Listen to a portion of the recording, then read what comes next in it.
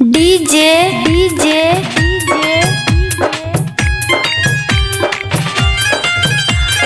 अरुण बाबू सेवा ही बाजार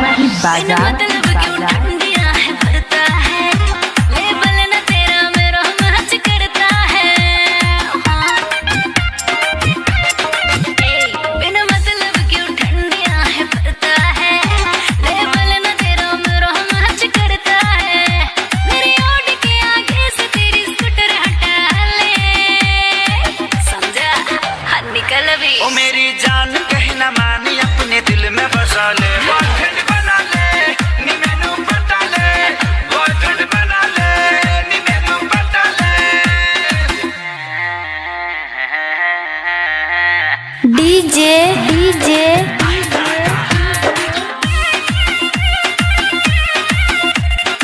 अरुण बाबू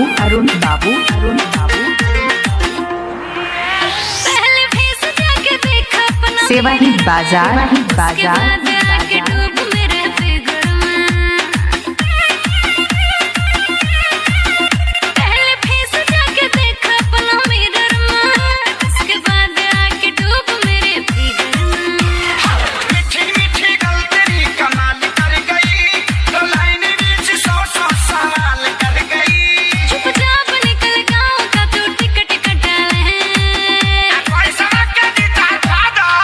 ओ मेरी जान कहे ना मानी अपने दिल में बसा ले, बॉयफ्रेंड बना ले, नी मैनू पटा ले, बॉयफ्रेंड बना ले, नी मैनू पटा पटा पटा ले।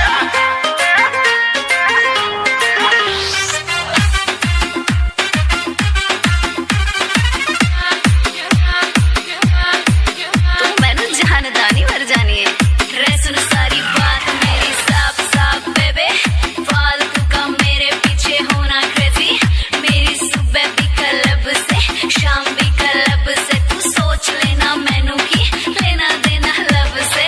जानता हूँ मैं सब जानता हूँ, पैसे वाली तू गाड़ी वाली तू रंग में रहती है, मैं भी देहाती देसी गवाटी बोल क्या कहती है, मेरी बॉडी से तू सटेगी पक्का है, मुझसे ही पटेगी ये तो और पक्का है। जो बढ़ रहा है बीपी तेरा उसको घटा ले, जा डॉक्टर के पास जा। ओ मेरी जान कहे ना मानी अपने दिल में बसा ले, बॉयफ्रेंड बना ले, नी मैनू पटा ले, बॉयफ्रेंड बना ले, नी मैनू पटा पटा पटा ले। change music डीजे डीजे ओ मेरी जान कहे ना मानी अपने दिल अरुण में बाबू बसा ले, बॉयफ्रेंड बना ले, नी मैनू पटा ले, बॉयफ्रेंड बना ले। Mobile number 96 93 87 15 73